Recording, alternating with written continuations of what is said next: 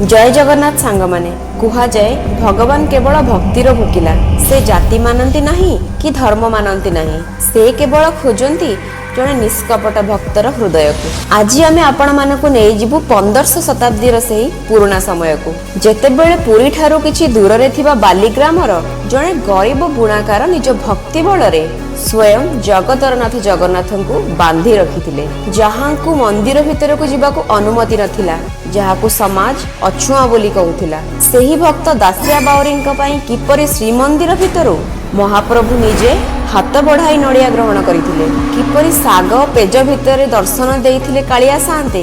आसंतु जानिबा भक्ति और विश्वासर एही अलौकिक गाथा। कौन भगवान हेउछन्ति केवल धनीर ना भगवान हेउछन्ति भावर, शुद्ध भावर।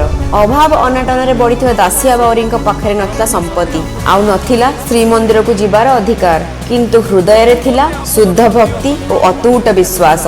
पूरी श्रीमंदिर उच्च मेघनाद पाचेरी बाहर थाई मध्य निजर अतूट भक्ति बल रे महाप्रभु जगन्नाथ को बाध्य कर देइथिले तांको ठारू नड़िया ग्रहण करिबा पई। 1500 शताब्दी रे पुरी जिल्लार पिपिली ब्लॉक निकटस्थ बाली गाँव रे एक छोट चाळ कुड़िया घरे जन्म ग्रहण करथिले दासिया बाउरी। दासिया पिला दिनरु माता पितांको हराई अनाथ होई जाइथिले। पिला दिनरु से तीक्ष्ण स्मृति शक्तिर अधिकारी होइथिबा सत्वे कौनसी आनुष्ठानिक शिक्षा नथिला तांकर। 1500 शताब्दीर सामाजिक व्यवस्था रे छुआ अछुआ भेदभाव तीव्र थिबा जोगु तांको पाठशाला जिबा किंबा शास्त्र अध्ययन पई अनुमति मिली नथिला। तेणु से तांको परिवाररु केवल लुगा बुणिबा ही शिखिथिले, जहाँकि तांकर जीविका थिला। से अक्षर जानि नथिले मध्य भक्ति मार्ग रे से बहुत ज्ञानी थिले। पंडित माने शास्त्र पढ़िबा समय रे से दूर रे ठिया होई सुनुथिले, आउ सेही श्रवण द्वारा ही से समस्त पुराण ज्ञान आहरण करिथिले। बाल्य कालरु से जगन्नाथक प्रति प्रगाढ़ भक्ति और श्रद्धा रखुथिले। बयस बढ़िबा संगे संगे परिवारर गुरुजन मानक निर्देश अनुसार से जणे अत्यंत गरीब किंतु धर्मपरायण कन्या मालती को विवाह करथिले। सेमानंक संसार अत्यंत दारिद्र्यता रे परिपूर्ण थिला।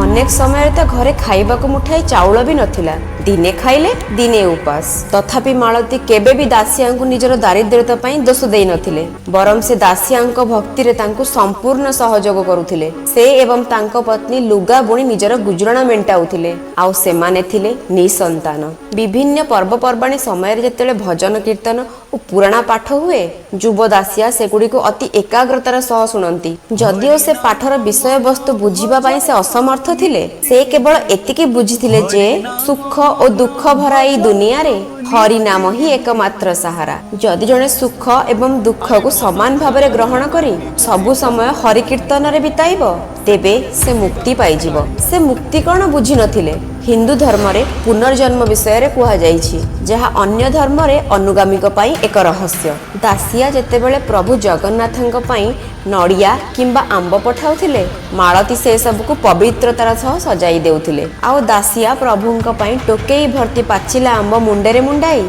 जय जगन्नाथ चका नयन मो जीवन धन गाई गाई पहुंची जाउथिले बड़दाण्डर श्रीमंदिर सम्मुखरे। से आनिथिबा आंब सबु काहारी को देउ नथिले, से तीव्र प्रतिरोध करुथिले। से सेवक और ब्राह्मण माननकु कहउथिले जदि प्रभु निजे ग्रहण करिवे ताहाले देबी, नहले छळ छळ आखिरे कहउथिले नहले फेरी जिबी, मो प्रभुंक पई आनिची मो प्रभुंकु ही देबी। समस्ते तांकु टाहिटा पूरा करुथांती। सेपटे महाप्रभु होई जाइथांती दासिया भक्ति रे विभोर।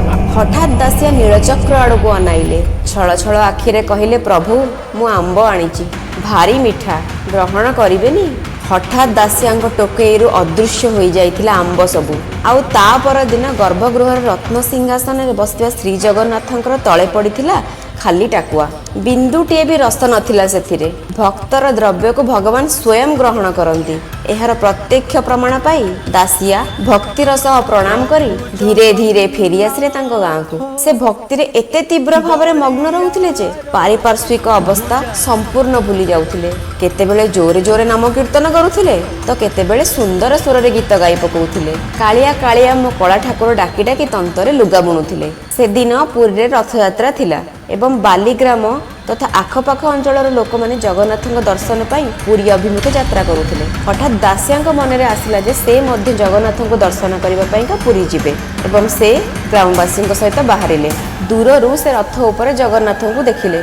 ପ୍ରଭୁଙ୍କର ସେହି କଳା ମୁଖାରବିନ୍ଦ, ଆକର୍ଷଣୀୟ ନାଲି ଓଠ ଏବଂ ବଡ଼ ବଡ଼ ଆଖି ସହିତ ଚକଚକ୍ କରୁଥିବା କଳା ଡୋଳା ଦେଖି ସେ ସ୍ତମ୍ଭୀଭୂତ ହୋଇଗଲେ। ତାଙ୍କ ଆଖିରୁ ଲୁହ ଧାର ଧାର ହୋଇ ବୋହିଗଲା। ସେ ରଥାରୂଢ଼ ପ୍ରଭୁଙ୍କ ସମ୍ମୁଖରେ ନିଜକୁ ସମ୍ପୂର୍ଣ୍ଣ ସମର୍ପଣ କରି ଭୂମିଷ୍ଠ ପ୍ରଣାମ କଲେ। ଯୋଡ଼ ହସ୍ତରେ ଦାସିଆ ପ୍ରାର୍ଥନା କଲେ, ହେ ପ୍ରଭୁ, ମୁଁ ଜଣେ ମହାପାପୀ।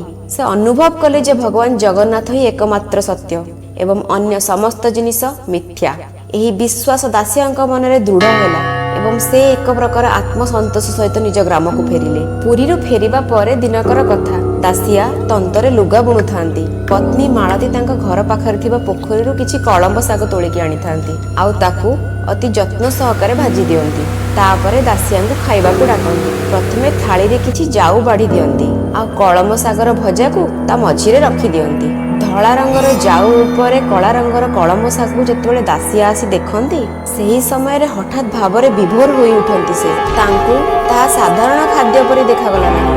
ଧଳା ଧଳା ଅନ୍ନ ଉପରେ କଳା କଳା ଶାଗ ଭଜା ତାଙ୍କୁ ଜଗନ୍ନାଥଙ୍କର ଚକା ଆଖି ପରି ଦେଖାଗଲା। ଏହା ଦେଖି ସେ ଭାବ ବିହ୍ୱଳ ହୋଇ ଉଠିଲେ ଆଉ ଖାଇପାରିନଥିଲେ। ସେଦିନ ସେ ଭାବରେ ଚିତ୍କାର କରି କହି ଉଠିଲେ, ଏହି ଖାଦ୍ୟ ମୁଁ ଖାଇପାରିବି ନାହିଁ। ଏହା ତ ସ୍ୱୟଂ ମୋ ପ୍ରଭୁ ଜଗନ୍ନାଥଙ୍କ ଭଳି ଦେଖାଯାଉଛି। ପ୍ରଭୁ ତ ମୋ ସାମ୍ନାରେ ବିରାଜମାନ କରିଛନ୍ତି। ମାଳତୀ, ଆସ ଦେଖ ପ୍ରଭୁଙ୍କ ଶ୍ରୀମୁଖ। ଏହା କହି କହି ଦାସିଆ ନାଚିବାକୁ ଲାଗିଲେ ଆଉ ମୋ କାଳିଆ ଠାକୁର କହି କହି ଭାବରେ କାନ୍ଦିବାକୁ ଲାଗିଲେ। ପାଗଳ ପ୍ରାୟ ଉଚ୍ଚତମ ଭକ୍ତି ଭାବରେ ଲୀନ ରହିଥାନ୍ତି। ପାରିପାର୍ଶ୍ୱିକ ଅବସ୍ଥାର ଜ୍ଞାନ ରହିନଥାଏ। ମାଳତୀ ସଙ୍ଗେ ସଙ୍ଗେ ଯାଇ ଗାଁ ଲୋକଙ୍କୁ ଡାକି ଆଣିଲେ, ଜଲ୍ଦି ଆସ, ମୋ ସ୍ୱାମୀଙ୍କୁ କ'ଣ ହେଇଯାଇଛି। ଗାଁ ଲୋକ ସବୁ ଧାଇଁ ଆସିଲେ ଏବଂ ଭାବିଲେ ଦାସିଆଙ୍କୁ ବୋଧେ କିଛି ହୋଇଯାଇଛି। ତାଙ୍କ ସ୍ତ୍ରୀଙ୍କ ମୁଣ୍ଡରେ ହଠାତ୍ ଗୋଟିଏ ବୁଦ୍ଧି ଆସି ଜୁଟିଲା। ମାଳତୀ ହଠାତ୍ ସେ ଶାଗକୁ ଜାଉ ଉପରୁ କାଢିଦେଲେ। ଏହାପରେ ଦାସିଆ ଶାନ୍ତ ହୋଇଗଲେ ଏବଂ ସାଧାରଣ ମଣିଷଟିଏ ପରି ସେହି ଖାଦ୍ୟକୁ ପ୍ରଭୁଙ୍କ ପ୍ରସାଦ ଭାବି ଖାଇବାକୁ ଲାଗିଲେ ଆଉ ମାଳତୀଙ୍କୁ କହିବାକୁ ଲାଗିଲେ, ମାଳତୀ, ଆଜି ତମେ ଖୁବ୍ ସୁନ୍ଦର ଖାଦ୍ୟ ଖୁଆଇଲ।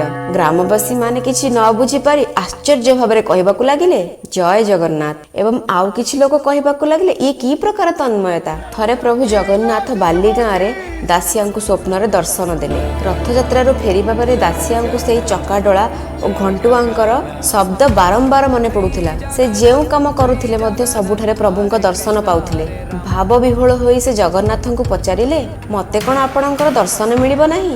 କୁହାଯାଏ ଯେ ମନ ଯାହା ଅନୁଭବ କରେ ତାହା ହିଁ ଘଟେ। ଭାଗବତର ସେହି ବାଣୀ ଶେଷରେ ସତ୍ୟ ହେଲା। ହଠାତ୍ ଥରେ ରାତିରେ ଜଗନ୍ନାଥ ଦାସିଆଙ୍କୁ ସ୍ୱପ୍ନରେ ଦର୍ଶନ ଦେଲେ ଆଉ ସାନ୍ତ୍ୱନା ଦେଇ ଜଗନ୍ନାଥ କହିଲେ, ତୁମେ ନିଜକୁ ନୀଚ ଜାତିରେ ଜନ୍ମ ହୋଇଛ ବୋଲି ଅଧମ ମଣ ନାହିଁ। ମୁଁ ସମସ୍ତଙ୍କୁ ସମାନ ଭାବରେ ଦେଖେ। ସବୁଠାରୁ ବଡ଼ କଥା ହେଉଛି ଭକ୍ତି ମତେ ସବୁଠାରୁ ବେଶୀ ଆକର୍ଷିତ କରେ। ମୁଁ ସର୍ବଦା ମୋ ଭକ୍ତମାନଙ୍କ ସହିତ ରହେ। ମୁଁ ସେମାନଙ୍କ ଭିତରେ ଆଉ ସେମାନେ ମୋ ଭିତରେ। ଠିକ୍ ଅଛି, ତୁମେ ଯାହା ଚାହୁଁଛ ମତେ ମାଗ।